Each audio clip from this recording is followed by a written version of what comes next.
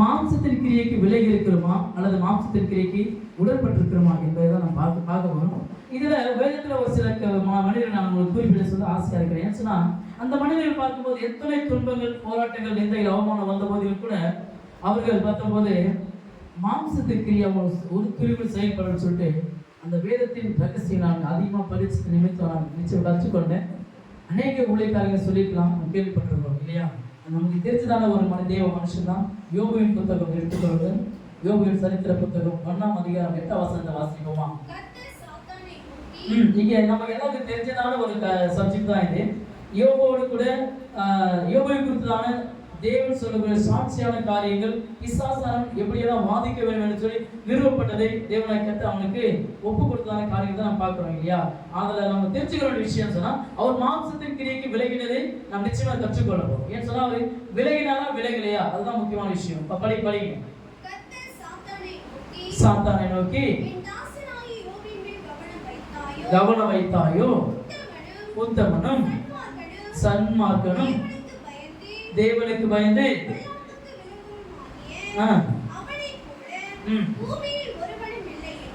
ஆமென். போதும். அல்லேலூயா. இங்க ஒரு மனுஷனை குறித்து ஒரு தேவனே வந்து ஒரு சர்டிபிகேட் இந்த நாளிலே வாழ்ந்து கொண்டிருக்கிற நம்மை குறித்து நம்ம அக்கம் பக்கத்த மனிதர்கள் நமக்கு சர்டிபிகேட் கொடுப்பாங்களா? சொல்லுங்களேன், நம்மளை குறித்து சர்டிபிகேட் கொடுப்பாங்களா? நல்ல ஒரு சர்டிபிகேட் இந்த நாள்ல நம்ம பார்க்கிறோம். நான் என் வீட்டு பக்கத்துல இருக்கிறவங்க என்ன பார்த்து சொல்லுவாங்க, இவங்க எப்போ அழிய போறான், எப்படி குழியில விழ போறான்னு யோசிப்பாங்க இல்லையா? நம்ம எப்படியாவது முறுமுறுத்தி ஏதாச்சும் நம்ம எப்படிதான் உண்மையாய் வாழ்ந்தாலும் கூட இந்த யோபு போல நம்ம கர்த்தருக்கு பயந்து கர்த்தருடைய வழியில் நடந்து ஜெபிப்பதிலும் வேத வாசிப்பதிலும் எல்லாரும் நம்ம உண்மை ஒத்துமா இருந்தாலும் கூட நம்மளை பார்க்கிறப்ப எப்படின்னு சொன்னா இவங்க எப்போ விழ போறாங்க. அல்லேலூயா. அவங்களோட பார்வை தான் எல்லாருடைய பார்வை. ஆனாலும் கூட அதன் மத்தியில நாம எப்படி இருக்கிறோம் அதுதான் தெரிஞ்சுக்க வேண்டிய விஷயம். நம்முடைய வாழ்க்கையில நாம தேவனுக்கு பிரியமா இருக்கிறோமா அல்லது மாம்சத்தின் கிரியைக்கு உட்பட்டு இருக்கிறோமா தெரிஞ்சுக்க வேண்டிய விஷயம். அப்ப இந்த மனுஷன் பார்க்கிற சர்டிபிகேட் தேவன் சர்டிபிகேட் இவரை போல ஒரு நல்ல மனுஷன் இந்த பூமியில யாருமே சர்டிபிகேட் கொடுக்காங்க. அப்ப கொடுத்த கேட்கிறாங்க. அப்போ இன்னும் சில காரியங்களை பிசாசன் என்ன பண்றான், தேவனோடு கூட பேசுறான், ஒரு அங்க நடக்கிற சம்பவங்களை சொல்றான். அது அடுத்த 11ஆவது வசனத்தை வாசிப்போமா? ஆனாலும்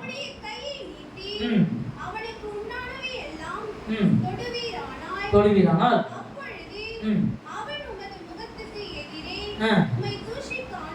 ஆமென் என்ன பாருங்க. இங்க பாக்குறா மாம்சத்தின் கிரியைகள் தூஷணமும் ஒரு வார்த்தையாக கலந்து வருது இல்லையா? நான் படிச்சு இல்லையா? அதாவது மாம்சத்தின் கிரியைகள் பார்க்கும்போது பொல்லாத சிந்தனைகள், விபச்சாரம், களவு, இன்னுமாய் தொடர் தூஷணம், சண்டைகள், மார்க்க பேதங்கள் சொல்றியா? அப்ப தூஷணம் தேவனை குறித்து திட்டதான காரியங்கள், தேவனுக்கு விரோதமாய் முறுமுறுக்கிறதான காரியத்தை கூட அவருடைய வாயிலிருந்து வர சேர்க்கிறதுதான் சொல்றான்.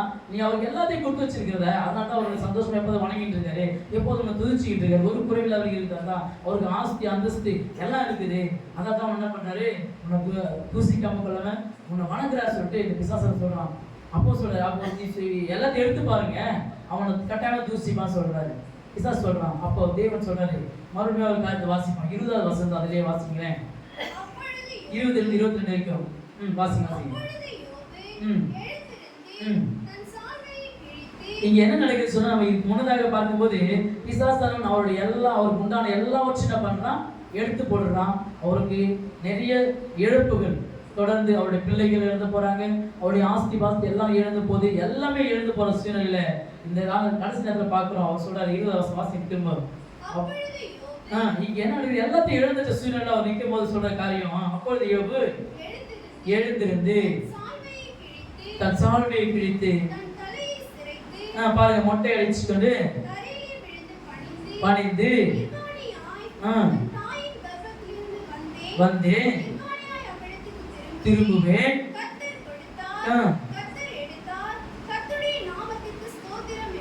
அப்போ படிங்க. இங்கதான் நல்லா புரிஞ்சுக்கணும். இவ்வளவு சூழ்நிலைகள் எல்லாமே நெருக்கப்பட்ட சூழ்நிலை. இது ஒரு வேதனையான ஒரு காரியம், யாரால ஏற்றுக்கொள்ள முடியாத ஒரு சம்பவம். யாருடைய வாழ்க்கையிலும் ஒரு சம்பவிக்க முடியாத ஒரு சம்பவத்தை யோபுவின் வாழ்க்கையில சம்பவிக்குது. அந்த சூழ்நிலை கூட அவர் எல்லாவற்றையும் அவர் உண்டானது எல்லாமே அந்த காரியத்தை யோசிக்கும் போது, இப்படி ஒரு காரியம் நம்முடைய வாழ்க்கையில அல்லது ஒரு சின்ன ஒரு காரியம் நடக்குமே சொல்ல நம்ம என்ன பண்ணுவோம், ஏதோ ஒரு சூழ்நிலையில தேவனை என்ன பண்ணுவாங்கன்னா, நடந்த சம்பவத்தை நான் சொல்ல ஆசைப்படுறேன். நான் ஒரு சின்ன வயசுல போகும்போது ரொம்ப விளையாட்டு அதிகமாக ரொம்ப வெறித்தனமாக விளையாடுவேன். கிரிக்கெட்னா அவ்வளோ உயிர். அதை சொல்றது அந்த அளவுக்கு போராட்டம். நான் சர்ச்சுக்கு போக மாட்டேன். நான் சின்ன வயசுல இயேசு ஏற்றுக்கொண்டேன். என் குடும்பம் கிறிஸ்துவ ஏற்றுக்கொள்ளாத குடும்பம். உங்க எல்லாரும் முன்னாடி சாட்சி சொல்லிட்டு போனதாக இருப்பேன். நான் பாருங்க, ஆனால் பார்த்தீங்கன்னா ஞாயிற்றுக்கிழமை நான் சர்ச்சு ஒரு சைக்கிள் போய் உட்காருவேன். அவசியத்தில் வெளியே இந்த பெல் அடிச்சுட்டே இருப்பான். சைக்கிள் எல்லாம் பின்னாடி பெல் அடிச்சுட்டே இருப்பான். எனக்கு கூப்பிடுவான் சீக்கிரம் வா சொல்லிட்டு. ஒரு ப்ரேயர் கொடுக்க முடியாது, அதுவும் இல்லாமல் போய் கலந்து போயிடுவேன். ஆனால் என்ன பண்ணுவேன், என் சின்ன வயசுலேருந்து நான் ஆலயத்துக்கு போவேன். என் குடும்பம் யாரும் அச்சீவ் பண்ணல, நான் சபைக்கு போவேன். ஆனாலும் பாருங்க, ஆனால் சபையில் முழு நேரம் உட்கார முடியாது. நான் கிரிக்கெட் விளையாடுறதுக்கு போயிட்டு அதிகம் போயிடுவேன். அந்த நாள் முழுவதும் சாப்பிட மாட்டேன். ஆனால் போன இடத்துல நான் ஜெயிச்சிடுவோம். ஆனால் சந்தோஷமா இருக்கும். நடந்தது என்ன சொன்னால், 1999 ஜனவரி மாதத்தில் நடந்த சம்பவம். எங்கள் ஊருக்கு பக்கத்து ஊருக்கு பெரிய கலவரம் வந்துச்சு. சண்டே நடந்துச்சு. என் மண்டையை உடச்சிட்டாங்க. நடந்த சம்பவம் இது சரித்திரத்தின் பின்னாடி. ஏன்னா எங்க கிராமத்துல சரித்திரம் இது நடந்திருக்குது. ஏன்னு சொன்னா, இன்னைக்கு இருக்குதான பொன்னேரி பகுதியில் இருக்குதானே ஐசக் சாமுவேல், எங்களுடைய 2 ஊருடைய வக்கீலா, ஐநூறுக்கு வக்கீலா இருந்தவர், எங்களுக்கு எதிரியா இருந்த ஊருக்கு வக்கீலா இருந்தவர். அவர் தான் அந்த கேஸ் தான் அவங்களுக்கு ஜெயிக்க முடியாதுன்னு சொன்னா, நாங்க அப்ரூவா மாறிட்டோம். சூழ்நிலைகள் மாறும்போது எங்களுக்கு சப்போர்ட் பண்றதுக்கு எங்க கிராமத்துல யாரும் வரல. நாங்கள் ஒரு 3 பேரோட பாதிக்கப்பட்டோம். அந்த 3 பேர் என்ன பண்ணாங்கன்னா, கேஸில் வரும்போது அவங்க யாரும் வரல. அப்போ என்ன பண்ணோன்னா, நாங்கள் பாதிக்கப்பட்ட சூழ்நிலை கோர்ட்டு போய் நிற்க வேண்டிய சூழ்நிலை வந்துச்சு. அப்போது எங்களை அடிச்சவங்க யாரும் நாங்கள் பாதிப்பு வரல. எங்களை அடிக்காத ஒரு சில எங்களுக்கு தெரிஞ்ச நபர் எல்லாருமே நாங்கள் கேஸ் ஃபைல் பண்ணிட்டோம். கேஸ் ஃபைல் பண்ணி என்ன பண்ணாங்கன்னா, அவங்களால எதுவும் பண்ண முடியல. அதாவது கவர்மெண்ட் அதாவது எந்த ஒரு எக்ஸாம் எழுத போனாலும் அவங்களுக்கு எழுத முடியல. காரணம் அவங்க மேலே கேஸ் சொல்லிட்டு அவங்க வந்து வெளியே அனுப்புகிறாங்க. இன்னைக்கு அந்த கேஸ் வந்து வெளியே வந்ததுனால ஒருத்தர் விஏவா இருக்காரு. தலையிலேயே சொல்லுமா? ஆமா, நான் எங்களால நாங்க வந்து அவர் மன்னிச்சு விட்டது நிமித்தம் அவருக்கு விஏவா மாறிட்டாரு அப்படின்னு சொன்னா அவரை எதிர்க்க முடியாது. இன்னொரு பாத்தீங்கன்னா என்ன சொல்லுங்க, அதாவது ஃபைனான்ஸ் கேஷ்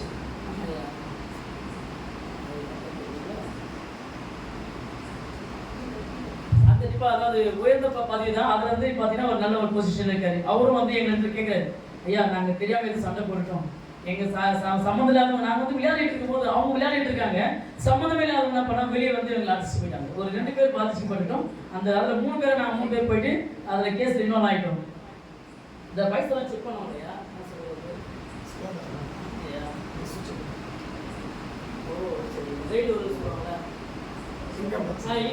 இன்கம் டேக்ஸ் அதை சொல்ல வரட்டேங்க. இன்னைக்கு இன்கம் டேக்ஸ் ஒரு ஆஃபீஸர் வந்திருக்காரு. அவங்கலாம் அந்த நாட்கள் வந்து எங்கள் இடத்துல வந்து கேட்குறாங்க, கெஞ்சுறாங்க, எப்பா நீங்கள் வந்து இப்படி ஆகில வந்து அதை ரிலீஸ் பண்ணிவிட்டு பாயங்களே, எனக்கு கஷ்டமாக இருக்கிற எக்ஸாம் எழுத முடியும்னு சொல்லி. இது நடந்த சம்பவம். நான் சொல்கிற காரியம் அது ஒரு கட்டுக்கதையாக 99 நடந்தது. 2003 வரைக்கும் அந்த பிரச்சனை நீடிக்குது. 2003 தான் அவங்க வந்து திரும்ப ரிக்வஸ்ட் பண்ணுறாங்க. நான் என் கிராமத்துலலாம் சென்னை பகுதிக்கு போயிட்டேன், எனக்கு சம்மன் வருது, நீங்கள் வந்து அவங்க கட்டாமல் கோர்ட்டுக்கு சொல்லி. கடைசியில் வந்து நான் கேட்குறோம், எங்கள் கிராமத்தில் கேட்குறோம், எங்களுக்கு வாங்க சப்போர்ட் பண்ணுங்க, எங்களுக்கு இப்போ கூட யார் பேர் சொல்லிட்டு சாட்சி சொல்கிறது கூட சகோதரர் வரல. 3 பாதிக்கப்பட்ட 3 பேர் மட்டும் தான் போனோம். அதில் ஒருத்தர் பாதிக்கப்படல, நானும் இன்னொரு 2 பேர் மட்டும் தான் பாதிக்கப்பட்டோம். ஆனால் எங்களுக்கு கூட இருந்தனால எங்கள் ஃப்ரெண்டு அவர் கூட வந்துட்டாங்க. சாட்சி சொல்ல முடியாது எழுதின ஒரு 2 பேர் என்ன பண்ணாங்க, அனுப்ப சொல்லுவாங்க, அவங்க ஃபேமிலி நாங்கள் அனுப்ப மாட்டேனாங்க அவர் சொல்லி நிப்பாட்டிட்டாங்க. இப்படிப்பட்ட சூழ்நிலையில நாங்கள் என்ன பண்ணோம்னா, அந்த கேஸ் வாபஸ் பண்ண முடியாது. எதுக்காக சொல்றோம்னா, இன்னைக்கு பார்த்தீங்கன்னா சொன்னா அந்த கிரியேட் எல்லாம் மறந்து போச்சு. எவ்வளோ நான் வெறித்தனமாக விளையாடணும், அவ்வளோ ஆர்வமா நான் அந்த போகாத கிராமங்கள் இந்த சைடு, அதாவது இந்த சைடு இல்லை அந்த சைடு, ஐநல்லூர்லேருந்து நம்ம கன்னிப்புத்தூர், பழவேற்காடு, அடுத்தபடியாக அங்கே புலவர் பகுதியில் இருக்கிறதான பாக்கம், இன்னும் போலச்சமக்குளம், எல்லா ஊரும் சொல்ல முடியாது. அந்த சைடு எடமணி அப்படிப்பட்ட கிராமத்துக்கு எல்லாத்துக்கும் கன்னிப்புத்தூர் பக்கத்தில் சில கிராமங்களுக்கெல்லாம் போயிருக்கும். இப்படி அநேக கிராமங்களுக்கு போய் நாங்கள் வெறித்தனமாக விளையாடுவோம். அவ்வளோ விளையாடுறதுக்கு எதுக்காக சொல்லணும்னா, அந்த நாட்களில் நான் கர்த்தரை அதிகமாக பிடித்து கொள்ளாத ஏதோ கடமைக்காக சபைக்கு போயிருந்தேன். ஆனால் பாருங்க, அந்த சூழ்நிலை விலைக்கு வந்த இன்னைக்கு கர்த்தர் நிச்சயமாகவே எங்களுடைய வாழ்க்கையில் ஒரு சமாதானம். இன்னைக்கு எல்லா பிள்ளைகளும் போடுறாங்க, விளையாடுறாங்க, சந்தோஷம் தான். அவன் பார்க்கும்போது சொல்ல ஒரு காரியம், என்னை விட நீங்கள் யாரும் விளையாடிக்க மாட்டீங்க. அல்லேலூயா. நான் சொல்ல முடியும், சாட்சி சொல்ல முடியும் அவங்க மத்தியில. என்னை கர்த்தர் அதிலிருந்து மீட்டெடுத்து இன்னைக்கு உங்கள் மத்தியில பேச முடியாது வச்சு சொன்னா அது தேவன் கிருபை. அல்லேலூயா. அப்ப பாருங்க, இவரு ஒரு நாள் ஒரு வாரத்துல கூட தேவனுக்கு பிரியமில்லாத காரியத்தை செய்யல. எதுக்காக சொன்னா நான் சொல்ல சப்ஜெக்ட் மறந்துட்டேன். என்னை அடிச்சுட்டாங்க. நான் வந்து ஹாஸ்பிட்டலுக்கு கூப்பிட்டு போயிட்டாங்க. எங்க சர்ச்சுக்கு முன்னாடி நடந்த சம்பவம். எல்லாரும் சொன்னாங்கன்னா இவன் சர்ச்சையெல்லாம் போவாரு, ஏசப்பா கண்ணு இல்லையா? அல்லேலூயா. பண்ண தப்பு நானு, ஏசப்பா கண்ணிலே சொல்றாங்க எல்லாரும். எவ்வளவு கஷ்டமான காரியம். அப்போ நம்ம தூசிக்கிற ஒரு சூழ்நிலை. அந்த சூழ்நிலை கூட யோபு சின்ன ஒரு அடிபட்டு ஒரு 3 தையல் அதிகமாக இல்லை, அந்த 3 தையல் போட்டு பெரிய கேஸ் ஆகிட்டு பிரச்சனையாகி போச்சு. இதுக்கு தூசிக்கிற ஒரு சூழ்நிலை வருது. ஆனா பாருங்க, எல்லாத்தையும் இழந்துட்டார். ஒரு 3 தையலுக்கே மனுஷன் தேவனை தூசிப்பாங்கன்னு சொன்னா எல்லாத்தையும் இழந்ததான இந்த யோபுடைய வாழ்க்கை யோசிப்பாங்க. ஒரு வார்த்தை நீங்க சொல்லி வேற சொல்ல அழகா சொல்லுது, அவர் வந்து பாவம் செய்யவில்லை, தேவனை பற்றி இருக்கிற குறை சொல்லவில்லை. எவ்வளவு ஒரு அதிசயமான காரியம். ஒரு சின்ன காயப்பட்டதுக்காகவே நாம என்ன பண்றோம், இந்த கடவுளுக்கு கண்ணுதா தெரியலையே, என் வாழ்க்கையிலேயே இப்படிப்பட்ட பிரச்சனை, என் வாழ்க்கையிலே இப்படி போராட்ட சொல்லி நம்ம பண்றோம். தேவனை தூசிக்கிற சூழலுக்கு மாம்சத்திற்கு நமக்கு ஆட்டோமேட்டிக்கா கிரீஸ் ஆரம்பிச்சுது பாருங்க. ஆனால் இந்த மனுஷன் பாருங்க, இப்ப எல்லாவற்றிலும் அவருக்கு உண்டானது எல்லாம் இழந்து போச்சு. மனைவி மட்டும்தான் இருக்காங்க, பிள்ளைகள், சொத்து, ஆஸ்தி பாஸ்தி எல்லாம் அழிஞ்சு போச்சு. ஆனாலும் கூட அவர் தூசிக்கவே இல்லை. மாம்சத்தின் கிரிகள் அவர் இடத்துல செயல்படவே இல்லை. ஒவ்வொரு காலத்துல பார்க்கும்போது அப்படி அழகா சொல்லப்படுகிறது. கலாத்தியர் 5ஆம் அதிகாரம் 24-25 வாசிப்போமா? இங்க என்ன சொல்லப்பட்டிருக்கு பார்ப்போம்.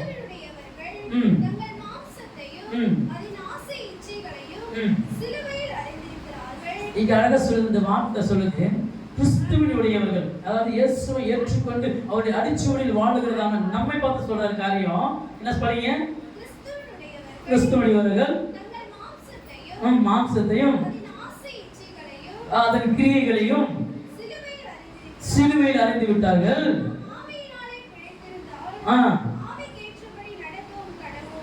ஆமா, போதும். நம்ம ஆவிக்கேற்றபடி பிழைத்திருந்தா எப்படி வாழணும்னா ஆவிக்கேற்றபடி நடப்போம். ஹல்லேலூயா. அப்போ அந்த ஆவியானவர் நமக்குள் இருப்பாருன்னு சொன்னா, அந்த ஆவியானவர் நம்ம நடத்துவார் சொன்னா, அந்த ஆவியானவர் வழியில் நம்ம கடந்து போறோம் சொன்னா, நாம ஒரு நாளும் தேவனை முறுமுறுக்குள்ள இருக்க மாட்டோம். ஹல்லேலூயா. நமக்குள்ள மாம்சத்தின் கிரியைகள் செயல்படாது. ஆனா இந்த யோபை பார்க்கும்போது இத்தனை சூழ்நிலைகள் மத்தியிலும், இப்படிப்பட்ட பிரச்சனை நடத்திலும் தேவனை அவர் தூசிக்கல. எடுத்துக்கொள்ள அதே யோபின் புத்தகம் 2ஆம் அதிகாரம் 7-10 வரைக்கும் வாசி கேட்போம்.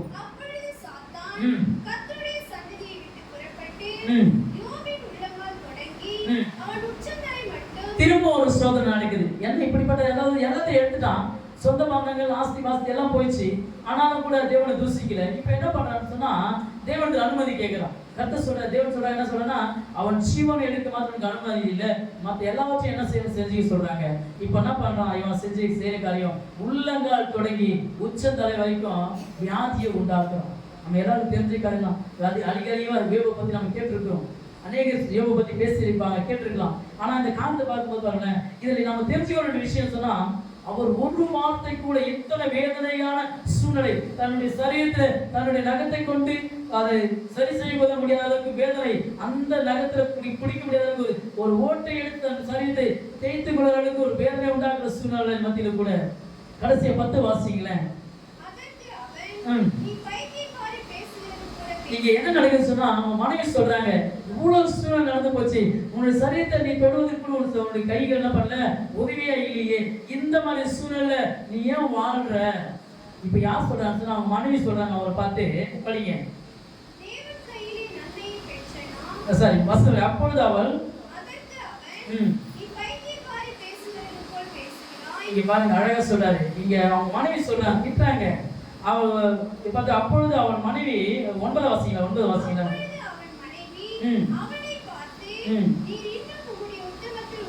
இங்கதான் நம்ம பார்க்கணும். இங்க நம்ம பார்க்கிற வசனம் அழகா திட்டம் தெரியுமா சொல்லுது. அவங்க மனைவி சொல்றாங்க, நீ இன்னமா உத்தமத்தை நினைச்சிருக்கிற, 2 தையல் போட்டதுக்கே தூசிக்கு வேண்டிய சூழ்நிலை போயிடுச்சு. வேதனையான காரியம் நினைச்சு போகும்போது இன்னைக்கு சிரிப்பு தான் வருது. என்ன பண்ணாங்க, உடனே அந்த மாசத்துல என்ன பண்ணிட்டாங்க, சென்னைக்கு பேக்கப் பண்ணிட்டாங்க. நீங்க இருந்தா வேலைக்கு ஆகுது, நீங்க போயிட்டு சொல்லி சென்னைக்கு பேக்கப் பண்ணிட்டாங்க. ஆனால் நாங்கள் போயிட்டு ரொம்ப சந்தோஷமான ஒரு விஷயம் என்ன சொன்னா, நாங்கள் போய் இருக்கும்போது எனக்கு சென்னை தெரியாது, சென்னையில் எதுவுமே தெரியாது, புதுசாக நான் போயிருக்கிறேன். நான் ஜெபம் பண்ணுறேன், ஏசப்பா இந்த பட்டணத்தில் நான் யாருக்கு போய் தேடும், எந்த சர்ச்சைக்கு போக சொல்லி யோசனை பண்ணிட்டு இருக்கும் போதும் ஒரு ஊழியக்காரர் வந்தாங்க. அவர் வந்து பாஸ்டர் சொர்ணராஜ் ஏஜ் சர்ச் இருக்கு இல்லையா, அவருடைய ஸ்தாபனத்தில் அந்த சபையில் உடன் ஊழியராக இருந்தவர் அந்த சபையை விட்டு அப்போ வெளியே வந்துட்டாங்க. புதுசாக சபை தொடங்கணுன்ற சூழ்நிலை இருக்குது. அந்த நேரத்தில் அந்த ஊழியக்காரர் வெளியே வந்தாங்க. அவர் எங்கள் வீடு நான் இருந்த வீடு தேடி வந்தார். அவர் சொன்னார், அவர் ஜெபிச்சார், சில காரியங்கள் எனக்கு குறித்து வெளிப்படுத்தினாங்க. அவர் சொல்லும் போது தான் சொன்னார், அந்த அம்மா சொன்னாங்க, நாங்கள் யாரும் சர்ச்சைக்கு வர மாட்டோம், நாங்கள் அந்த சர்ச்சை தான் போவோம், வேணும்னா இவரை கூப்பிட்டு போவாங்க. ஹல்லேலூயா. நான் அவர் சபைக்கு கடந்து போனேன். இவர் நல்ல ஒரு அனுபவத்தை தேவனை கர்த்தர் நாட்கள் எனக்கு கொடுத்தாரு. கிட்டத்தட்ட ஒரு 5 ஆண்டுகள் அவரோடு கூட நான் பயணித்து ஊழியத்தின் காரியங்கள் அநேக கற்றுக்கொண்டேன். அவருக்கு முதல் பிள்ளை என்று சொன்னால் ஆவிக்குரிய பிள்ளையாக தேவனை கர்த்தர் என்னை அவருக்கு பிள்ளையாக மாற்றினார். ஹல்லேலூயா. ஆமா, இன்றைக்கும் அவர் சொல்லுவாங்க, கிட்டத்தட்ட 2000 வச்சுக்கீங்களா, 99 நான் ஞானஸ்தானம் எடுத்தேன். 99 டிசம்பர் ஞானஸ்தானம் எடுத்துட்டேன். பாருங்க, இன்னைக்கு கிட்டத்தட்ட 26 ஆண்டுகள் கடந்து போனாலும் இன்றைக்கும் அவர் சொல்லுவாங்க, என்னுடைய முதல் ஆவிக்குரிய பிள்ளை என்று சொன்னா பாலாஜா சொல்லுவாங்க. ஹல்லேலூயா. எதுக்காக சொல்றப்போ எல்லாவற்றையும் அவர் உத்தமத்தில் நிலைச்சிருந்த சொல்லி நான் எங்க ஊரை விட்டு போயிட்டேன். இங்கேருந்து நம்ம போறமே சென்னை பகுதியில் எனக்கு யாருக்கு தெரியும், எதுவுமே தெரியாது. நான் என்ன இப்படி பண்ண போறேன், நான் என்ன சர்ச்சைக்கு போக சொல்றேன், ஆதங்க கணக்கு அப்படி பாக்குறேன், நான் என்ன சர்ச்சைக்கு போக சொன்ன ஆதங்களுக்கு போனேன். ஆனால் தேவனை கர்த்தர் அற்புதமாய் ஒரு நல்ல ஒரு சபையில ஒரு அங்கத்தினராய் மாற்றினாரு. அங்கத்தினராய் மாற்றினது மாத்திரமல்ல, முதல் விசுவாசியாவுக்கு நானே ஞானஸ்தானம் கர்த்தர் உதவி செஞ்சாரு. அது மாத்திரமல்ல, இந்த யோகா பார்க்கும்போது பாருங்க, அவங்க மனைவி சொல்ற, இன்னுமா உத்தமத்தை நினைச்சிருக்கிறேன். யோசிச்சு பாருங்க, நாம கூட சில நேரங்களில் நம்ம என்ன பண்றோம், யாரோ ஒருத்தர் நம்ம குடும்பத்துல கடவுளுக்கு பிரியமா ஜெபம் பண்ணணும், அதாவது தேவனை தேடணும், அதாவது சபைக்கு போகணும், அதாவது யாருக்காவது சத்தியத்தை சொல்லிட்டு ஓடுறவங்களை பார்த்து, ஏப்பா வேலை இல்லையப்பா, சும்மா ஓடினே கிடைக்கிறேன், எவ்வளவு வீட்டுல வேலை அதெல்லாம் விட்டு எவ்வளவு அவன் பின்னாடி ஓடி நிற்கிறேன், பாஸ்ட் கூப்பிட்டு போய் நிற்கிறேன். சொல்றோமா இல்லையா? சொல்லுங்களேன். சொல்றோம். அமைதியாக இதை பார்த்தா கட்டாக சொல்றேன்னு அர்த்தம். அப்போ வேதனைக்குரிய காரியங்களா இருக்கு. ஆனா இந்த அந்தமா சொல்றாங்க, இன்னமா உத்தமத்துல நிலைச்சிருக்க சொல்லி கேட்கிறாங்க. அப்ப அதுக்கு அவர் சொல்றாரு, அப்ப நீங்க 10வது வசனத்தை பேசுகிறாய், நான்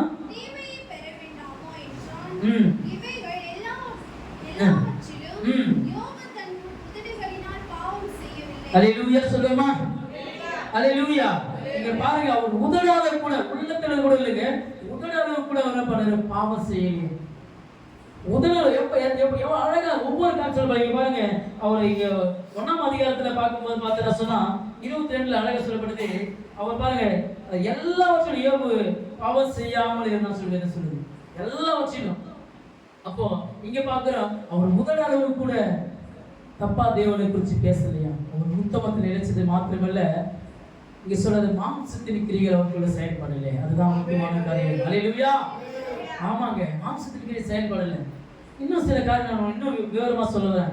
6ஆம் அதிகாரம், யோபுவின் புத்தகம் 6ஆம் அதிகாரம் 27 வாசிப்போமா.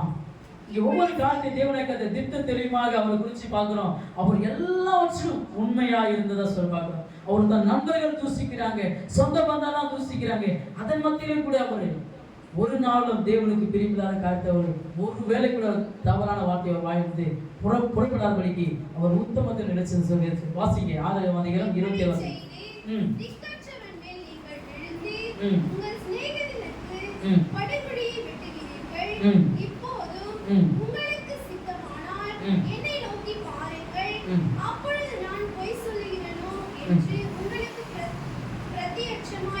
விளங்கும்.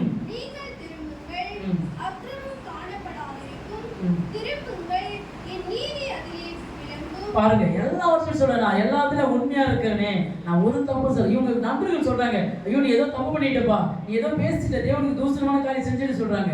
ஆனா பாருங்க, எல்லாரையும் சொல்றேன், நான் எதுவுமே செய்ய சொல்லி கடைசி வாசிங்க 30 வருஷம்.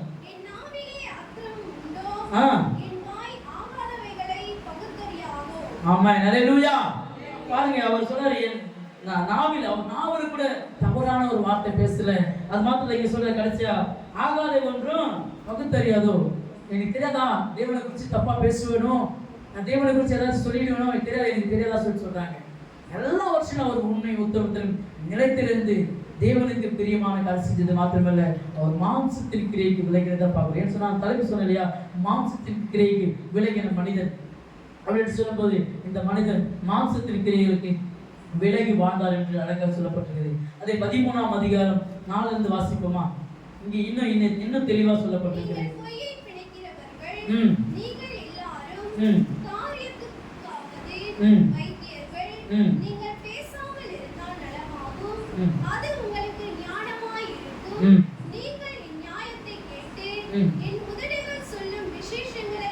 கவனியுங்கள். போதும்.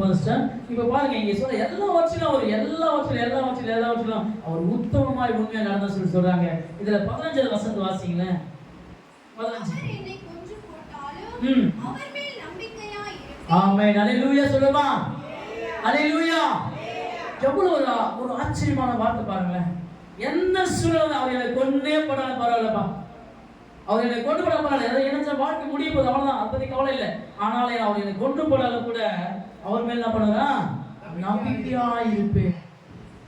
நம்முடைய வாழ்க்கையில நம்ம தெரிஞ்சுக்கிற விஷயம், என்ன சூழ்நிலை வந்தாலும் ஒரு உபத்திரம் வருது சொன்னா யோசிச்சு பாருங்க. இந்த யோபுவின் வாழ்க்கையில அதாவது முன்னிலைமை கண்ட பின்னிலைமை மிகவும் ஆஸ்வாதமான நிலைமை மாறினதுன்னு சொன்னா, நம்முடைய வாழ்க்கையில ஒருவேளை இந்த நாட்களிலே உபத்திரவத்தின் வழியே நடந்து சென்றாலும், வேதனையான காரியம் நடந்து சென்றாலும், அல்லது நம்ம சொல்லப்படாத அளவுக்கு துக்கங்களும் சோதனைகளும் அநேக விதமான போராட்டங்களும் அதாவது மூடிக்கொண்டாலும் கூட எல்லாவற்றிலும் இந்த யோபை போல நாம கூட உண்மையை உத்தம நடக்கும் என்று சொன்னால் நிச்சயமாக நம்முடைய வாழ்க்கையில மாற்றம் உண்டாகும். அல்லேலூயா.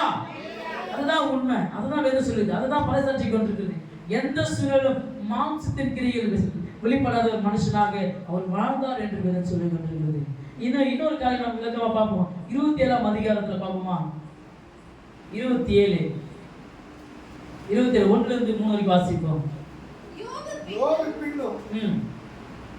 படிங்க அதை சொல்லுங்க. யோபு பின்னும் தன் பிரசங்க வாக்கியத்தை தொடர்ந்து சொன்னது, என் சுவாசம் என்னிலும் தேவன் தந்த ஆவி என் நாசியிலும் இருக்கும் மட்டும் என் உதடுகள் தீமையை சொல்வதும் இல்லை, என் நாக்கு கபடம் பேசுவதும் இல்லை. ஆமென். அல்லேலூயா. இந்த வசனம் அழகா சொல்லுது பாருங்க. சூப்பரா, எவ்வளவு ஒரு ஆச்சரியமான காரியம். அவர் அழகா எவ்வளவு பேசுறே பாருங்க. அவருக்குள்ள எவ்வளவு ஒரு அந்த அளவுக்கு தேவன் மீது ஒரு வைராக்கியம், அந்த அளவுக்கு தேவன் மீது ஒரு நம்பிக்கை, ஒரு அசைக்கப்படாத சொல்ல பாருங்க.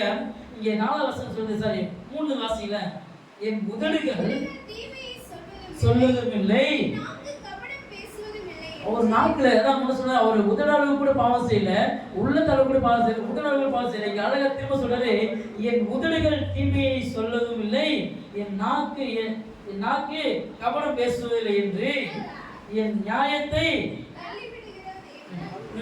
பாருங்க, நியாயத்தை தள்ளிவிடுகிற தேவனும் என் ஆத்துமாவை கசப்பாக்குகிற சர்வ வல்லவருமானவருடைய ஜீவனை கொண்டு சொல்லுகிறேன். போதும் பாருங்க.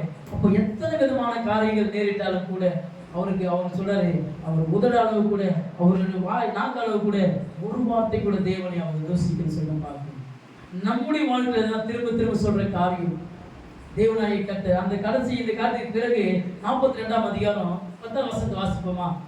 என்ன நடக்குது சொன்ன பார்ப்போம். இத்தனை பிரச்சனைகளுக்கு பிறகு யோபு தன் சிநேகிதருக்காக வேண்டுதல் செய்தபோது கர்த்தர் அவன் சிறையிருப்பை மாற்றினார். யோபுக்கு முன் இருந்த எல்லாவற்றை பார்க்கிலும் இரண்டத்தனையாய் கர்த்தர் அவனுக்கு தந்தருளினார். ஆமென். அல்லேலூயா சொல்லுமா? அல்லேலூயா. விசுவாசிகளே சொல்லுமா? அல்லேலூயா சொல்லுமா? ஆமாங்க. பாருங்க, இவருடைய வாழ்க்கையில கிட்டத்தட்ட அவர் கிட்டத்தட்ட 7 நாள், முதல்ல சொல்லப்படுது 7 நாள் அவர் பேசலையா. ஒருத்தருமே பேசல, அப்படியே அமைதியா உட்கார்ந்தார். அவர் நண்பர்களும் அவரோடு கூட உட்கார்ந்தாங்க.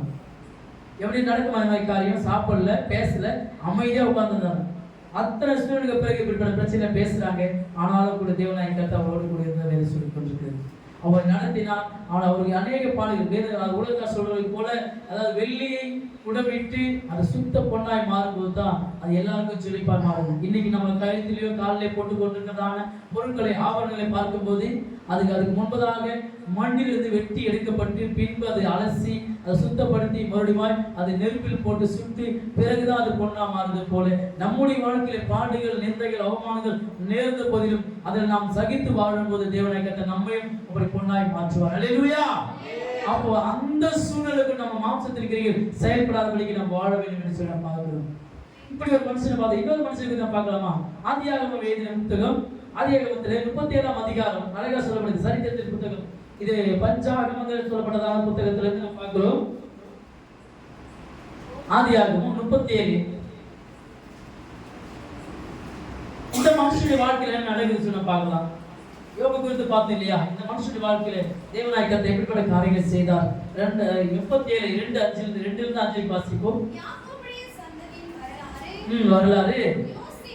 யோசேப்பு 17 வயதிலே தம் சகோதரனுடனே ஆடுகளை மேய்த்துக் கொண்டிருந்தான். அந்த இளைஞன் பில்காள் சில்பாள் என்னும் தன் தகப்பனுடைய மறுமனை ஆட்டிகளின் குமாரனோடு இருந்து அவர்களுடைய துன்மார்க்கத்தை தன் தகப்பனுக்கு சொல்லி வருவான். இஸ்ரவேலின் முதிர் வயதிலே யோசேப்பு தனக்கு பிறந்ததினால் இஸ்ரவேல் தன் குமாரன் எல்லாரிலும் அவனை அதிகமாய் நேசித்து அவனுக்கு பலவர்ணமான அங்கியை செய்வித்தான்.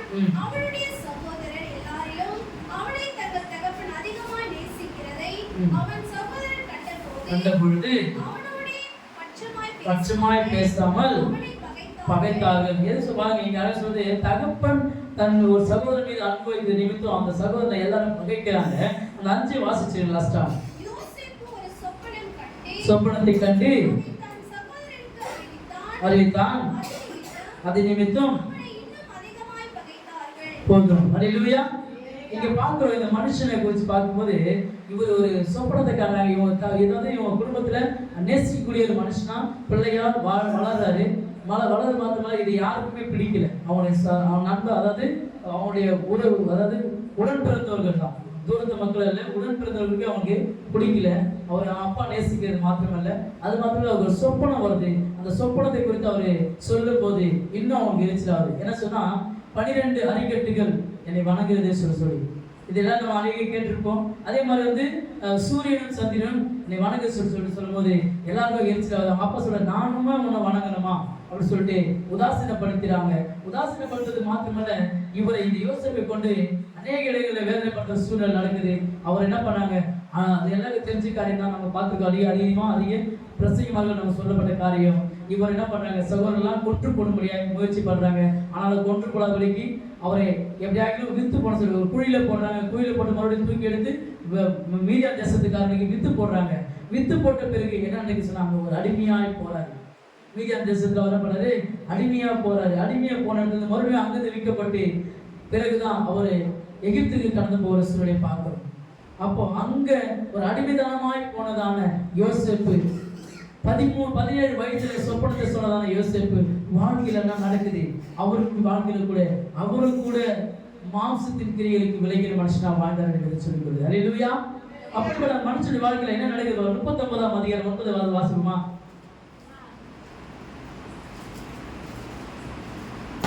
39:9.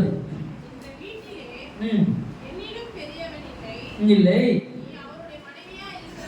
இருக்கிறபடியால் விலக்கி வைக்கவில்லை. அப்படி இருக்க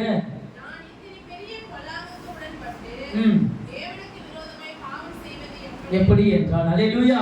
இங்க பார்க்கிறோம் அந்த யோசேப்புடைய வாழ்க்கையில இந்த அடிமைத்தனமா வந்ததான இடத்துல அந்த அந்த நாட்கள் நடந்த சம்பவத்தை பார்க்கும்போது அவரை எப்படியாக பாவத்துல தள்ள வேண்டும் என்று சொல்லி பிசாசானவன் வஞ்சிக்கதான ஒரு காரியத்தை பார்க்கிறோம். அவர் அழகுள்ள மனிதனாய் ஒரு வாலிபனாய் இருந்தபடியால் அந்த நாட்களை பார்க்கும் வேதனை உண்டாக்குற காரியத்தை பார்க்கிறோம். ஆனாலும் கூட அவர் என்ன பண்றாரு? நான் இத்தனை பெரிய காரியத்தை நான் எப்படி செய்வேன்? தேவனுக்கு தேவையில்லாத அதை பார்க்கலாம். தேவனுக்கு விரோதமான பாவம் எப்படி செய்வது? அல்லேலூயா. இந்த நாட்களில் பார்க்கிறோம், ஒரு சின்ன சந்தர்ப்பம் ஒரு மனுஷனுக்கு அமைதி விட்டால் அதை வச்சு பெரிய பெரிய காரியம் செஞ்சுட்டு போயிடுறாங்க. ஆனா எவ்வளவு பெரிய வாய்ப்பு கிடைச்சாலும் கூட தேவனுக்கு பயந்து மாம்சத்தின் கிரிகள் செயல்படாதபடிக்கு அவர் மனுஷன் வந்தார். அல்லேலூயா சொல்லுமா? ஆமாங்க. எவ்வளவு ஒரு ஆச்சரியமான ஒரு காரியம். தனக்கு வாலிபத்தில் இன்னைக்கு எத்தனையோ பிள்ளைகள் தவறி போய் கொண்டிருக்கிற காலம் அந்த மாதிரியான சூழ்நிலையில கூட இன்னைக்கு எத்தனையோ விதமான காரியங்கள் அதெல்லாம் கூட அவர் சம்பாதிக்காதபடிக்கு வாலிபத்துல தன் கர்த்தர் அழைக்கிற நெருக்க வேண்டும் சொல்லி அவர் நிறைச்சிருந்ததை பார்க்கிறோம். எந்த விதத்துல பாவம் செய்யாதபடிக்கு தேவனுக்கு பிரியமா வாழும்படியா கடந்து போற மனுஷன் நடந்த சம்பவம் சொன்னா அவரை ஜெயில போடுற சூழ்நிலை கடந்து போகுது. அவர் ஜெயிலுக்கு போறாரு. ஜெயில அடைச்சிடறாங்க. என்ன பாவம் செய்ய சொல்லி எதுவுமே விசாரிக்கல. அவங்க அந்த அந்த பெண் சொன்ன ஒரே ஒரு சர்டிஃபிகேட்டை வச்சு அவரை ஜெயிலுக்கு போட்டுடுறாங்க. ஜெயிலுக்கு போனாலும் கூட அவர் தேவனை முறுமுறுக்கவில்லை. தேவனை குறித்து ஒரு நாள் கூட தவறா பேசல. 22 வாசிப்போமா? என்ன சொல்லுது பார்ப்போம். 22 சிறைச்சாலை தலைவன் சிறைச்சாலையில் வைக்கப்பட்ட யாவரையும் யோசேப்பின் கையிலே ஒப்புவித்தான். போதும். இங்க பாருங்க என்ன நடக்குதுன்னா, அவர் போற இடத்துல ஒரு மகிமை வருது. அவருக்கு ஒரு தேவ மகிமை இருக்கிறது நிமித்தம் அவர் போற இடத்துல ஒரு தலைவனாவே தேவனை கத்த வச்சிருக்காரு. குடும்பத்துல தலைவனா வைக்கணும்னு சொல்லி நினைச்சாங்க. குடும்பத்தார் புறக்கணிக்கப்பட்டு தள்ளப்பட்டாங்க. மீதியான் கையில் வைக்கப்பட்டு அவரப்படாது எகிப்துக்கு மறுபடியும் அடிமைதானம் போனாரு. அடிமைதான போனதுல அங்க அந்த குடும்பத்துக்கு ஒரு அதிபதியா வைக்கணும்னு சொல்லி நினைக்கிறாங்க. ஆனால் அங்க பிரச்சனை வருது. அதன் மத்தியில சிறைச்சாலையில போடுறாங்க. சிறைச்சாலையில கூட தேவனை அவன் போயிட்டு வச்சு. ஹல்லேலூயா. நாம கர்த்தருக்கு உண்மையா உத்தமமா நடப்பு சொன்னா நம்ம போற இடத்துல நம்ம தலைவனை வைப்பார். ஹல்லேலூயா சொல்லுமா. நீ எத்தனை பேர் என்ன சொன்னா நான் நினைக்கலாம், நான் ஒன்றுக்கு உதவாதவன், என்னால என்ன ஆகும், என்ன நடக்கும், நான் ஒன்றுக்கு உதவாத நினைச்சு என்னை கொண்டு என்ன செய்ய முடிச்சு நினைக்கலாம். தேவனை கட்ட நம்மை கொண்டுதான் பெரிய ஆளுகளை பெரிய பெரிய ஆட்களை ரட்சிப்புகளை நடத்துவதற்கு அதாவது வேறு சொல்றது இந்த சிறு பூச்சி தேவனை கட்ட தெரிஞ்சு சொல்லுது. ஹல்லேலூயா. ஆமாங்க, நாம் நினைக்கலாம் நான் ஒன்றுத்துக்கு உதவாத நினைச்சு, நான் படிக்காத நினைச்சு, எதுவுமே தெரியாத சொல்ல நினைக்கலாம். நான் இந்த காலத்துல சொல்ல ஆசைப்படுறேன். நான் கிட்டத்தட்ட ஒரு 5ஆம் வகுப்பு படிக்கும் போது ஒரு சம்பவம் நடந்தது. நான் எந்த அளவுக்கு படிச்சுன்னு சொல்லிடுறேன். என்ன சொன்னா, ஒரு டிக்டேஷன் வேர்ட்ஸ் சொல்றாங்க. சொல்ல எழுதணும் இல்லையா? அந்த டிக்டேஷன் வேர்ட்ஸ் சொல்லும் போதும் சார் வாத்தியார் சொல்லிட்டே இருக்காங்க, எழுதிட்டே இருக்கணும். எழுதி முடிச்சாச்சு, நோட் எடுத்து கொடுத்தாச்சு. திருத்துறாங்க சார். திருத்தி முடிச்சுட்டாங்க. எல்லா நோட்டும் கொடுத்துட்டாங்க. கடைசியாக நோட்டு கூப்பிட்டு கொடுக்க யோகாபாஸ் கூப்பிட்டு போனா என்ன சார் தம்பி அவனை பார்த்து எழுதுன, ஓகே அவன் பேர் என்ன எழுதுன. ஹல்லேலூயா. பாருங்க எத்தனை காரியம், ரொம்ப சேமான காரியம். ஆனா கர்த்தர் அந்த நாளிலே கூட என்ன படிக்காத போனாலும் இன்னைக்கு கிட்டத்தட்ட 2 DTH ஒரு BTH பிடிக்கவே கர்த்தர் உதவி செஞ்சார். ஹல்லேலூயா. எவ்வளவு ஒரு ஆச்சரியமான காரியம். ஏற்ற தேவனுக்கு நம்ம உண்மையா நடக்கும் போது நம்ம ஒன்றுமே இல்லாமல் கூட நம்மளை தேவனை கத்த உயர்த்தி வைக்க வர்றாரு. நம்ம எங்க போனாலும் சரிங்க, நம்ம எந்த இடத்துல போனாலும் சரி. நான் சென்னை படத்துல இருந்த போது கூட ஊழியக்காரர்கள் தான் எப்பவுமே இருப்பேன். நான் கிட்டத்தட்ட 5 ஆண்டுகள் அவரோடு இருக்கும்போது நிறைய காரியங்களை கற்றுக்கொண்ட ஊழியத்தின் காரியங்களை நிறைய வேதத்தின் ரகசியங்கள் நிறைய கற்றுக்கொண்டு அவர் சொன்ன காரியம் அவரோடு கூட பயணிச்சுட்டே இருந்தேன். எப்போ பார்த்தாலும் எனக்கு ரெண்டு ஷிஃப்ட் தான். காலைல 6 to 2, நைட்டு 2 to 10. இந்த 2 ஷிஃப்ட் தான். நான் 2 to 10 போகும்போதும் காலைல 8 மணிக்கு ஊழியக்கார வீட்டுக்கு போயிடுவேன். நான் 1 மணிக்கு அவரோடு தான் இருப்பேன். அதே மாதிரி 6 to 2 சொன்னால் 3 மணிக்கு பாஸ்டர் போயிடுவேன். கிட்டத்தட்ட நைட்டு 8 9 மணிக்கு வரைக்கும் அவரோட தான் பயணிச்சுட்டு இருந்தேன். நான் சென்னைக்கு போயிட்டு எந்த ஒரு வேலையோ மற்றபடி எந்த ஒரு தொழிலையும் கற்றுக்கொள்ளல. நான் ஊழியக்காரோட அதிகம் பயணிச்சேன். ஹல்லேலூயா. ஆமாங்க, நான் போன இடத்துல கூட நான் பயந்துட்டு போனேன். நான் எப்படி அந்த இடத்துல இருக்க போறேன் தெரியல, யாரோட பயணிக்க போறேன்னு சொல்லி பயத்தோடு போனேன். ஆனால் தேவனாய் ஒரு நல்ல ஒரு ஊழியக்காரோடு கூட என்னை உதவி பயணம் செய்ய முடியாது கத்த உதவி செஞ்சார். இந்த மனுஷனை பார்க்கும்போது அவர் போற இடத்துல எல்லாம் தேவனாய் அவர் உயர்த்தி வச்சிருந்தார். நடந்தது எத்தனை ஆண்டுகள் கடந்து போச்சு. கடந்து போய் கிட்டத்தட்ட 13 ஆண்டுகளுக்கு பிறகு தேவனாய் கர்த்தர் அவர் வாழ்க்கையில் ஒரு பெரிய மாற்றத்தை உண்டாக்குறாரு. வாசிப்போமா? ஆதியாகமம் 41ஆம் அதிகாரம் 41ஆம் அதிகாரத்துல 40 வாசிப்போமா? ஒரு 5-6 வசனத்தை மாத்திரம் என்ன நடக்குது சொன்னா, அவரு அந்த சொப்பனத்துக்கு அர்த்தம் சொல்லும்படியாய் ஒரு காரியம் நேரிடுது. அதன் பின்னுக்கு என்ன நடக்குது சொன்னா, ஒவ்வொரு காரியத்தையும் தேவனாய் அவரை மாற்றி அந்த தேசத்துக்கு அவர் அடிமைதனமாய் போனதான, ஒரு ஜெயில இருந்ததான, அடிமையா இருந்ததான, கொத்தடிமையா இருந்ததான இந்த மனுஷனை அந்த தேசத்துக்கு அதிபதியாய் மாற்றார். ஹல்லேலூயா. கர்த்தருக்கு உண்மையா இருந்து மாம்சத்தின் கிரிகள் செயல்படாத இவர்கள் இருவருடைய வாழ்க்கையில தேவனாய் கர்த்தர் இப்படிப்பட்ட ஒரு நன்மையான காரியம் செய்வார் சொன்னா நிச்சயமா நம்முடைய வாழ்க்கையில கர்த்தர் செய்வார். ஹல்லேலூயா சொல்லுமா? ஆமாங்க, விசுவாசிக்கிறார் கூட அடையாளம் பார்க்கும்போது இப்படி காரியம் அநேக காரியம் சொல்லப்படுது. அப்போ நாம விசுவாசம் சொன்னா, நம்ம ஜெபிச்சு சொன்னா, நாம் உண்மை உத்தமாய் எந்த சூழல் நடந்தாலும் சரி, என்ன போராட்டம் வந்தாலும் சரி, என்ன நித்த அவமானம் வந்தாலும் நான் கர்த்தருக்காக உண்மையா காத்திருப்பேன். யோபு சொன்னார் இல்லையா, அவர் உதடளவு கூட உள்ளத்தளவு கூட ஒரு குற்றம் செய்யணும்னு சொல்லுது. இந்த மனுஷனை பார்க்கும்போது ஒரு அழகான வாய்ப்பு கிடைக்குது. ஒரு உலகத்தான் பார்க்கிற ஒரு காரியம் அதுதான். ஒரு நல்ல ஒரு வாய்ப்பு கிடைக்குது. அந்த வாய்ப்பு எனக்கு தேவையில்லை. தேவனுக்கு முன்னாடி எப்படிப்பட்ட போதனை எப்படி செய்வேன்னு சொல்லிட்டு விலகி ஓடுறாரு. உத்தமத்தை நினைச்சிருந்தாருங்க. மாம்சத்தின் கிரிகள் செயல்படாதவரைக்கு வாழ்ந்தாரு. நாமும் கூட இப்படிப்பட்ட ஒரு வாழ்க்கை வாழும்போது தேவனாய் கர்த்தர் இந்த மனுஷனை அந்த தேசத்துக்கு அதிபதியா மாட்டார். அவர் சொன்னா நான் எல்லாம் செய்யணும். அவர் என்ன சொல்றாரு கூட கட்டளைக்கு எல்லாம் கீழ்ப்படியும். வாசிக்கிறத வாசிச்சிருவோமே. படிங்க. 40 அதிகாரியாய் இருப்பாய். அரண்மனைக்கு அதிகாரியா இருப்பாய்.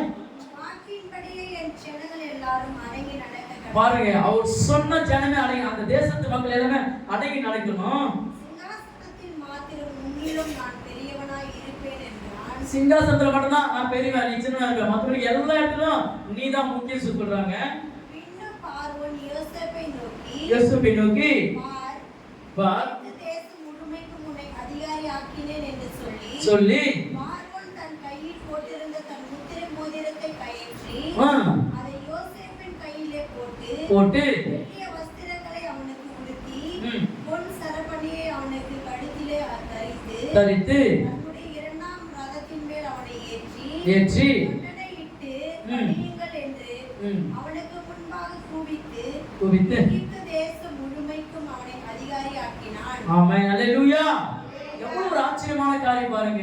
ஒரு அடிமைத்தனமாய் போன ஒரு மனுஷன், அவர் அடிமைத்தனமா போனாலும் கூட அவர் குறித்த திட்டம், தீர்மானம், அவர் கொண்டிருந்ததான உண்மை, உத்தமம், அவருக்குள்ளதான அந்த தேவனை குறிச்ச பற்றுதல், தேவனை குறிச்ச பயம் எல்லாவற்றையும் உண்மையா இருந்த நிமித்தம்தான் அந்த தேசத்துக்கு அடிமைத்தனமாய் போய் ஜெயில தண்டனை அனுபவிச்சதான இந்த யோசேப்புடைய வாழ்க்கையில தேவனாகிய இப்படி ஒரு பெரிய மாற்றங்களை கொண்டு வர சொன்னா நம்முடைய வாழ்க்கையில ஒரு நிச்சயமாக மாற்றம் கொண்டாடுவார். அல்லேலூயா சொல்லுமா? ஆமாங்க. அப்போ நம்முடைய இந்த யோசேப்புடைய வாழ்க்கையில 10 படி தொடர்ந்து படிங்களேன். பின்னும் பார்வோன் யோசேப்பை நோக்கி நான் பார்வோன், ஆனாலும் எகிப்து தேசத்தில் உள்ளவர்களில் ஒருவனும் உத்தரவில்லாமல் தன் கையையாவது தன் காலையாவது அசைக்க கூடாது. பாருங்க, எவ்வளவு பெரிய ஒரு கட்டளை பாருங்களேன். அவர் சொல்லாம கை கால் ஆடக்கூடாதான். எவ்வளவு பெரிய ஆச்சரியமான காரியம். ஒன்றுத்துக்கு உதவாத அடிமைத்தனமாய் போனதான இந்த யோசேப்புடைய வாழ்க்கையில கர்த்தர் செய்யணும்னு சொன்னா இன்னைக்கு நம்ம அடிமைத்தனமா இல்லைங்க, சுதந்திரமா வாழ்ந்து கொண்டிருக்கிறோம். தேவனுக்கு பயந்து தேவனுடைய வழியில் நடக்கும் போது இதை விட பெரிய காரியம் செய்வார். அல்லேலூயா. நம்முடைய வாழ்க்கையில மாற்றத்தை உண்டாக்குறவங்க அந்த விசுவாசம் நமக்கு இருக்கணும். மாம்சத்து எந்த சூழ்நிலை மாம்சத்திற்கு நம்ம கூட செயல்பட கூடாது. நம்ம பார்க்கிற அக்கம் பக்கத்து சொந்த பந்தங்கள் சொல்லணும் இவங்க கிறிஸ்துவங்க. அல்லேலூயா. இவங்க சொன்ன இவங்க கிறிஸ்துவங்க. கடந்த நாட்கள்ல பார்த்தோம், வேலைக்கிழமை அன்னைக்கு ஒரு பாஸ்டர் கூட வராங்க. ஒரு சின்ன சவாரி சொன்னாங்க. நான் போயிட்டு அவரை அந்த மண்டியில் ஏற்றிட்டு போயிருக்கும் போது பார்த்தா அவருக்கு டயாலிசிஸ் பண்ணி பிளட் ஒழுகிட்டே இருக்குது. அவருக்கு முன்னாடி நடந்த சம்பவம் எதுவுமே சொல்லலை எங்களை. கொஞ்சம் தூரம் சென்னைக்கு கூட்டு போறேன். காட்டூர்ல இருந்து கூட்டிட்டு போகும்போதும் நான் மீன்சூர்ல ரெடியூஸ் கூட தாங்கல. அதுக்கு முன்னாடி எங்களை பேச பண்ண சொல்றாங்க, ஐயா நீங்க எங்க சர்ச்சைக்கு வரணும், நீங்க மெசேஜ் கொடுக்கணும்னு சொல்றீங்க. அல்லேலூயா. நான் ஏன் என்ன சொல்றேன், பெருமைக்காக சொல்ல, கர்த்தர் என்னோட நிமித்தம் நான் யாரு என்ன சொல்ல எதுவுமே விசாரிக்கல. என்னை நீ உடனே வாங்க சர்ச்சைக்கு நீ கடை வந்து அவன் சொன்னாங்க. அப்ப என்ன காரணம்? கர்த்தர் என்னோட கூட இருக்காரு சொல்ல. அல்லேலூயா சொல்லுமா? அப்போ நம்ம ஒவ்வொருவரையும் என்னை நடத்துகிற தேவனாய் கர்த்தர் நம்மை அனைவரையும் நடத்துவார் என்பது எந்த ஒரு மாற்று கருத்தும் இல்லை. நாம தேவனுக்கு ஒரே ஒரு காரியம் சொல்ற காரியம், மாம்சத்திற்கு நீங்கி விலகி வாழும்போது தேவனாய் கர்த்தர் நம்முடைய வாழ்க்கையை மாற்ற வராது. ஆமென். இப்ப பார்க்கிறோம், இந்த மோசே கூட சில நேரங்கள்ல சண்டை போடுறாரு. அவருக்குள்ள மாம்சத்திற்கு செயல்பட்டது. தாவீது பார்க்கிறோம், தப்பான உறவை செஞ்சுட்டாங்க. அவருக்கு ஒரு மாம்சத்திற்கு செயல்பட்டது. ஆனா மாம்சத்திற்கு செயல்படாத மனிதன் சொன்னா யோபு சொல்ல முடியும், யோசேப்பு சொல்ல முடியும். அல்லேலூயா. வாழ்ந்து கொண்டிருக்கிற நம்முடைய வாழ்க்கையில கூட நாம கர்த்தரை ஏற்றுக்கொண்ட பிறகு நாம கூட அப்படி வாழணும்னு சொன்னா நிச்சயமா நம்மளுக்கு தேவனுக்கு ஆசீர்வாதம். அது மாத்திரம் இல்ல, கடைசி ஒரே ஒரு காரியம் வாசிக்கலாம். ரோமர் புத்தகம் 12ஆம் அதிகாரம் எடுத்துக்கொள்ளுமா. அங்க என்ன சொல்லப்படுதுன்னா, இந்த மாம்சத்தின் கிரியைகளை குறித்து பார்க்கும்போது நாம் எதற்கு விலகி இருக்கணும், எதை நாம் தெரிந்து கொள்ள வேண்டும், எதற்கு நாம் கீழ்ப்படிய வேண்டும் நாம் பார்க்கணும் இல்லையா? ஆனபடியால் அதை வாசிப்போம். 12ஆம் அதிகாரம் 13ஆம் வசனம். உதவி செய்யுங்கள். நீங்க தெரிஞ்சுக்கொள்ள ஒரு விஷயம் அழகா சொல்றது வசனம். ஏன் இவ்வளவு நேரம் நம்ம வாசி வசனத்தெல்லாம் காட்டிலும் இப்ப ஏன் இதை நம்ம வாசிக்கிறோம் சொன்னா, இது ஏன் தெரிஞ்சுக்கிறோம் சொன்னா, நமக்குள் மாம்சத்தின் கிரியில் இல்லை என்பதை எப்படி வெளிப்படுத்த வேண்டும், இப்படி நமக்குள்ள மாம்சத்தின் கிரியில் செயல்பட நம்ம எப்படி தெரிஞ்சுக்கொள்ள முடியும், அதுதான் இந்த வசனம். வாசிங்க.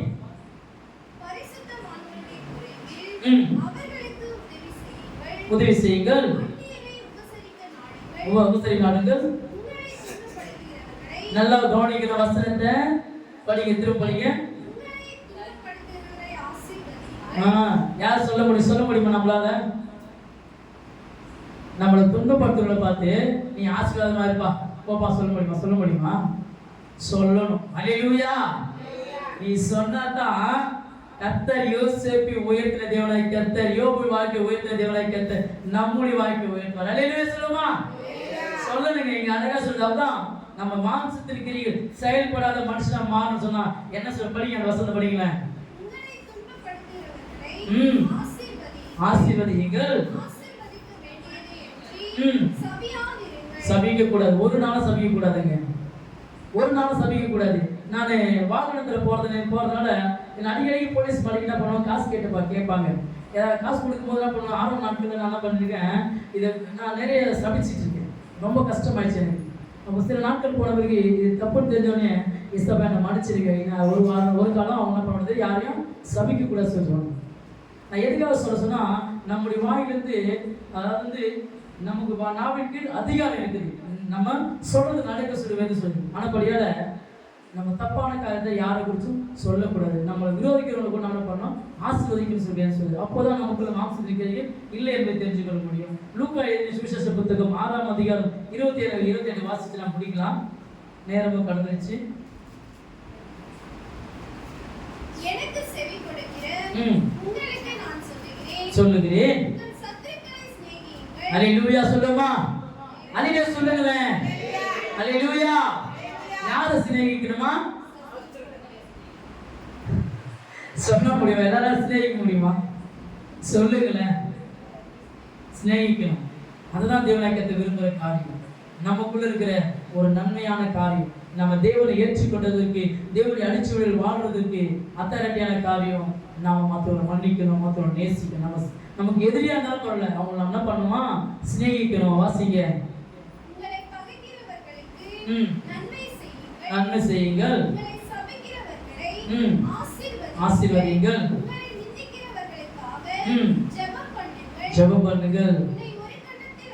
போதும். இதுமே நம்மளால செய்ய முடியாது. இதை செஞ்சாலே போதும். அல்லேலூயா. நம்மளை அடிச்சுட்டா நிச்சயமா நம்ம ஒரு வார்த்தை சொன்னா நம்ம திரும்பி பேசிடுவோம். நம்மளை அடிச்சா நம்ம சும்மா இருப்போமா? திரும்பி நீ மட்டும் தான் அடிப்பியா, நாங்கள் அடிப்போம் சொல்லிட்டு நம்ம கை நீட்டுவோம். அப்படி இல்லாதபடிக்கு நாம் இந்த வசனங்களை வாசிச்சுதான் அந்த வசனத்தைப்படி நாமும் கர்த்தருக்கு கீழ்ப்படிந்து நடப்போம். நம்ம சத்துருக்கள் நாம் சேவிப்போம். யாவரோடு அன்பாக இருப்போம். நம்மளை துன்பப்படுத்துவதற்காக நம்ம ஜெபிக்கிற பிள்ளைகளாய் மாறணும். யார் ஒருவரை நம்ம உதாசீனப்படுத்தாதபடிக்கு தேவனாகிய கர்த்தர் நிச்சயமாவே நம்முடைய வாழ்க்கையில மாற்றத்தை உண்டாக்க சொன்னா, இந்த மாம்சத்தின் கிரியில் நமக்கு செயல்படாது என்று சொன்னா இந்த காரியம் நாம் செயல்படுத்துவோம். யோபுடைய வாழ்க்கையிலும் யோசேப்புடைய வாழ்க்கையிலும் தேவனாய் செய்த நன்மை போல நம்முடைய வாழ்க்கையில் கதை செய்ய வல்லவராக. அல்லேலூயா. தாமே இந்த வார்த்தை ஆசீர்வதிப்பாராக. நாம் யாவரும் ஒரு விசையாய் கூட கண்களை மூடி கர்த்தரை நோக்கி பார்ப்போமா? ஒரே ஒரு விசை கூட. ஏசப்பா, ஒருவேளை நான் இந்த தாவே இப்படிப்பட்ட காரியங்களிலே நான் அடிபணிந்து போயிருந்தால் இந்த நாளிலே என்னை நான் ஒப்புக் கொடுக்கிறேன் சுவாமி. அப்பா, உங்களுக்கு உகந்த பிள்ளையார், உங்களுடைய அன்புக்கு இணைக்கிற பிள்ளையார், என் சத்துருக்களை நான் சிநேகிக்கிற பிள்ளையார் நான் மாற வேண்டும் என்று சொல்லி கேட்போமா? ஒவ்வொருவரும் கேட்போம். ஏசப்பா, நான் கர்த்தாவை கேட்ட வசனத்துபடி யோபை பார்க்கும்போது அநேக சூழ்நிலை வந்து எந்த சூழ்நிலும் அவர் ஒருபோதும் அவர் உதட்டளவு கூட சுவாமி குறை சொல்லவில்லை என்று சொல்லிக் கொண்டிருக்கிறது. உண்மை குறித்து முறுமுறுக்கிறேன் சொல்லுங்க சுவாமி. யோசேப்பை பார்க்கும்போது கர்த்தாவே அடிமைதனமாய் போன இடத்துல ஜெயிலில் அடைக்கப்பட்ட சூழ்நிலை நிமித்தம் அப்போது கூட ஒரு நாள் அவர் விரோதமான காரியம் செய்யவில்லை. அவருக்கு வாய்ப்பு அமைந்தும் அந்த வாய்ப்பை பயன்படுத்திக் கொள்ளபடி அதை எடுத்து விலகி ஓடின அந்த மனுஷனை போல என்னுடைய வாழ்க்கையில நான் எந்த ஒரு வாய்ப்பை நான் ஏற்படுத்த கூடாது. என் வாழ்க்கையில எந்த ஒரு வாய்ப்பை நான் ஏற்படுத்த கூடாது. அப்படி வாய்ப்பு ஏற்பட்டாலும் நான் அதுக்கு விலகி ஓட பிள்ளையாய் மாறணும் அப்பா என்று சொல்லி கேட்போமா? பரலோகமே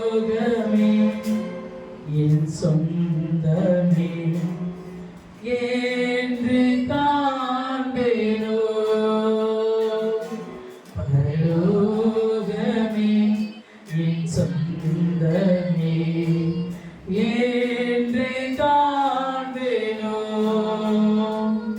என் இந்த இயேசுவை நான் என்று காண்பேனோ,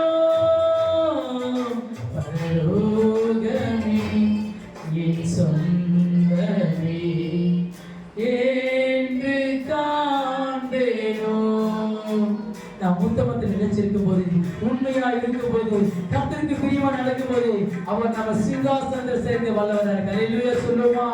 ஏசப்பா, ஆமாப்பா. அப்பா நன்றி கர்த்தாவே.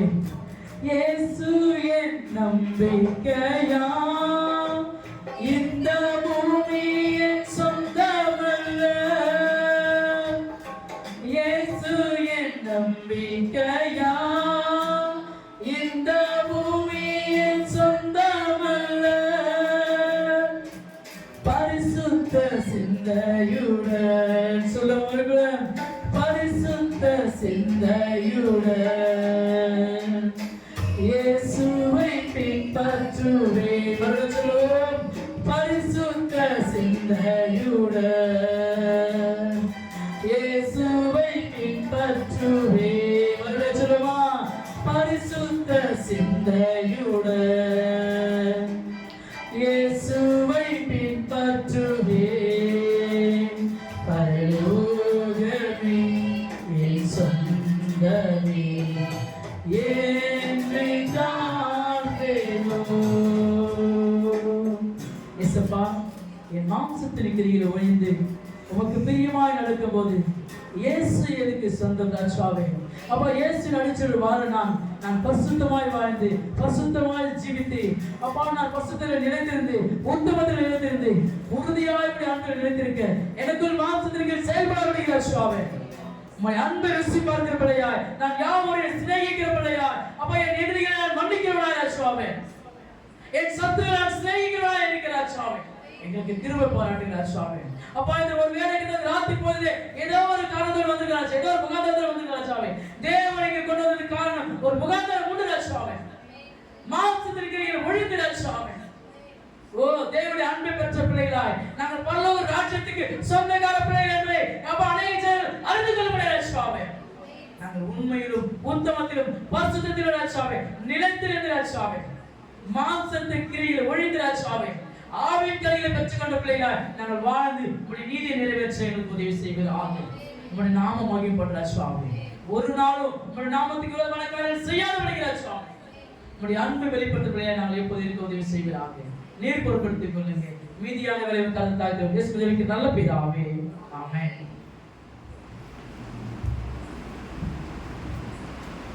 ஹல்லேலூயா.